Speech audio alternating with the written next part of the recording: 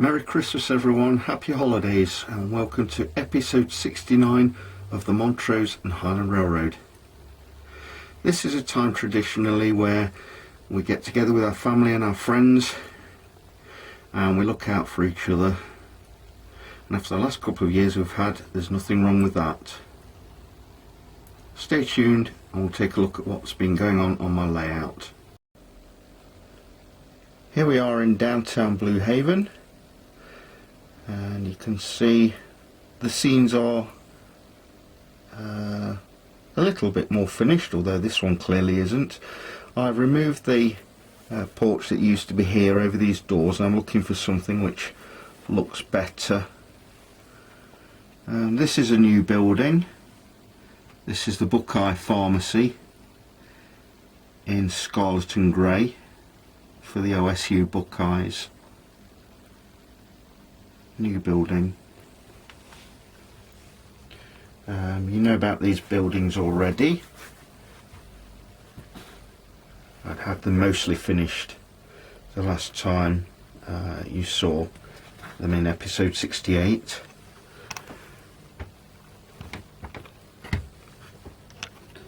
And Otto's Diner now has an interior which I've modelled. There's some new railroad crossings here, some lamps, although that one's doing weird and wonderful things at the moment. I have broken this one actually, so it does need replacement, so it's doing its own thing at the moment. Another new set of buildings here with Gamma City comic books on the end here nearest to us, and graffiti of the Incredible Hulk coming out of the wall. Next to it is the First Street Art Gallery, and on the end there is the Fix-It hardware store. And then you already know about the fire station and That's Pizza. Well, while I've been looking over this, you'll see that I've put some Christmas decorations up in Blue Haven. This time next year this will look much better, but I wanted to put a few festive decorations out on the layout. You can see little Christmas trees everywhere. And as I say, this will develop next year. I'll make a much better job of it. This is one thing which I've overlooked. It's the Christmas tree lot. I did order some notch figures for this, but they haven't arrived, so there was a little set of figures with people buying Christmas trees from a Christmas tree lot. And I wish it had come, because that would have finished this scene off nicely. Elsewhere at South Pine, Denny MacDonald and Dusty Miller, who are the proprietors of the All Aboard Diner and Jugs Sports Bar respectively, have put up their Christmas tree again, and there's a little hut there for people to buy warm beverages. Not doing much of a trade at the moment by the looks of it, just a couple of people outside, and obviously they won't be drinking and driving afterwards. And as per usual, Giant Eagle has its Christmas tree, Santa Claus and the Carol Singers. I really do enjoy putting these scenes out over the festive period, and I also enjoy running my Christmas train, which we'll see later on in the video.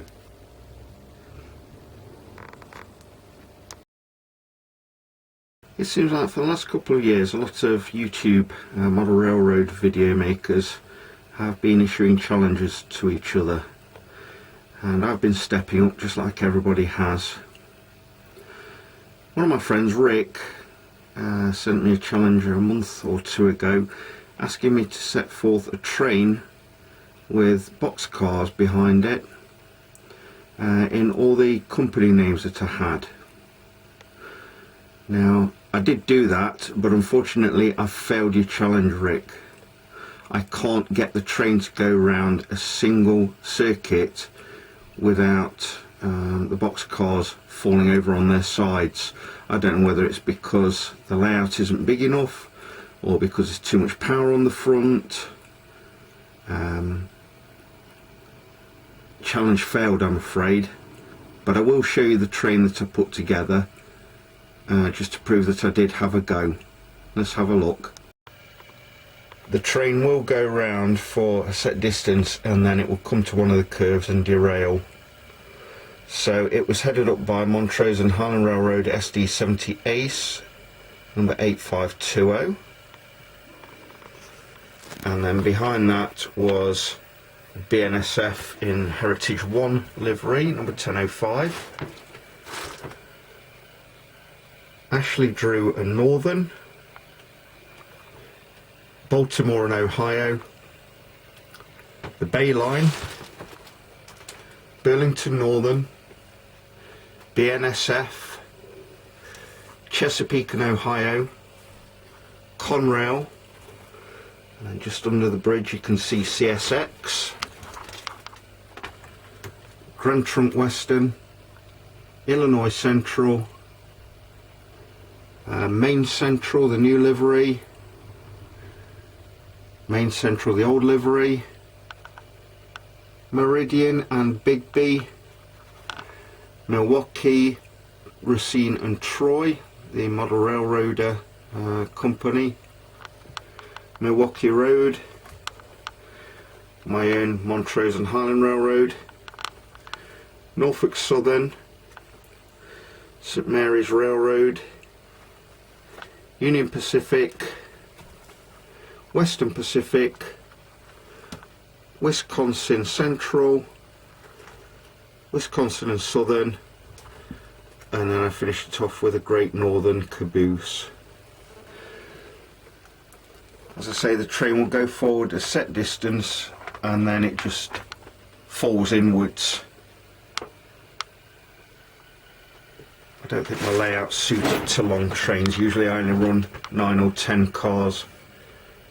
This one was a lot more than that. So sorry Rick, I did try, but I failed. Every year the Montrose and Highland Railroad run a Christmas train in partnership with Norfolk Southern, and NS usually provide a heritage loco. This year is no exception, with the 8099 Southern unit, freshly restored from its accident last weekend when it hit a rock fall in Pennsylvania. Here we see it at the head of the Christmas train, which is partially hidden here in Blue Haven Yard. Let's see it running around the layout.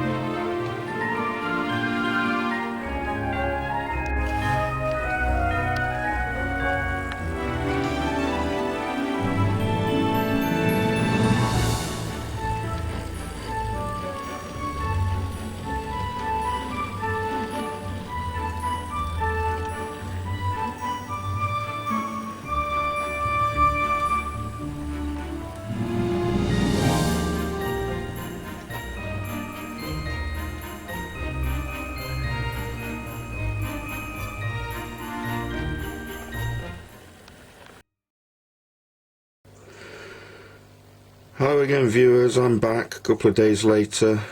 I'm still not very happy that I've failed Rick's challenge, so I've come up with a compromise. Obviously the challenge is still a fail, but now the train is in 2 halves and I'm running it as 2 half trains instead. So a couple of quick clips just showing you that the train will move in 2 halves around the layout.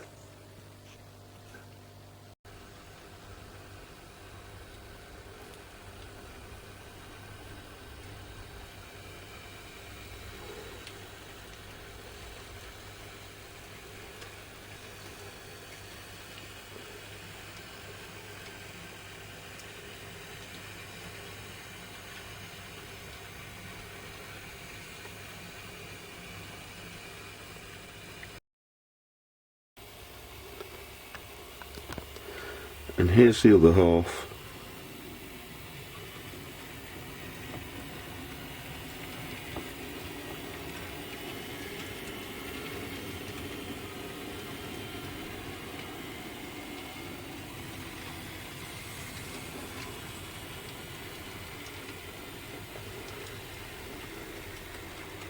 So the challenge is sort of successful, Rick, but apologies for not doing it properly for you.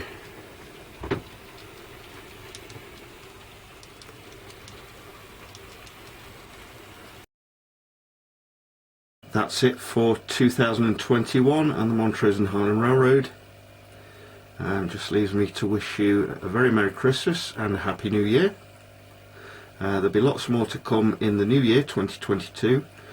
In the meantime, be a friend and tell somebody to buy a toy train set for Christmas and start somebody on a lifelong hobby which, although it might prove expensive, they will never ever get tired of. Please like or dislike the video and consider subscribing to my channel and tell your friends. Merry Christmas everyone.